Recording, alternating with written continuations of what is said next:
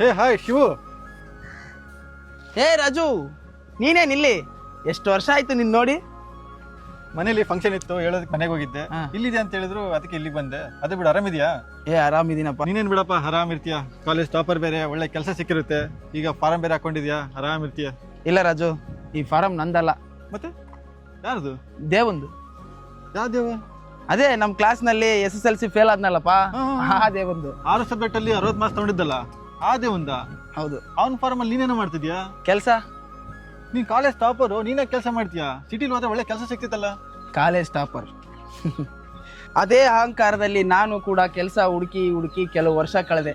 ನನಗಿಷ್ಟವಾದ ಯಾವ ಕೆಲಸನೂ ಸಿಗ್ಲಿಲ್ಲ.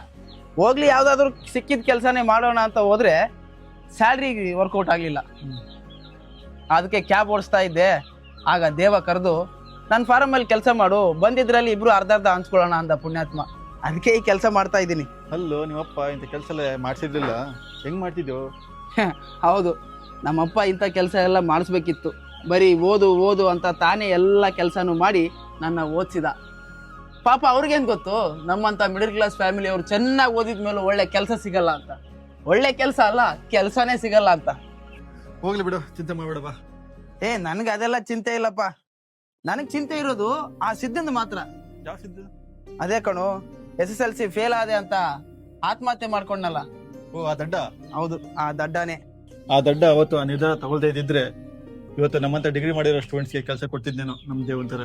ಹೌದು, ಎಲ್ಲಾ ಸಮಸ್ಯೆಗೂ ಆತ್ಮಹತ್ಯೆ ಒಂದೇ ಪರಿಹಾರ ಅಲ್ಲ. ಹಂಗಂತ ಅನ್ಕೊಂಡಿದ್ರೆ ಇವತ್ತು ಡಾಕ್ಟರ್ ರಾಜ್ಕುಮಾರ್ ಅವರು ನಟ ಸಾರ್ವಭೌಮ ಆಗ್ತಿರ್ಲಿಲ್ಲ, ಸಚಿನ್ ತೆಂಡೂಲ್ಕರ್ ಅವರು ಕ್ರಿಕೆಟ್ಗೆ ದೇವ್ರ ಆಗ್ತಿರ್ಲಿಲ್ಲ. ಹೋಗ್ಲಿ ಬಾ, ಮತ್ತೇನ್ ಸಮಾಚಾರ? ಫಾರಂ ನೋಡ್ತೀಯಾ?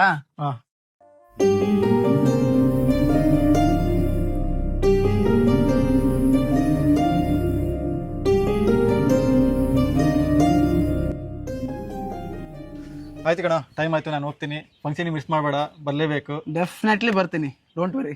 ಬರ್ಲಾ? ಓಕೆ, ಬಾಯ್.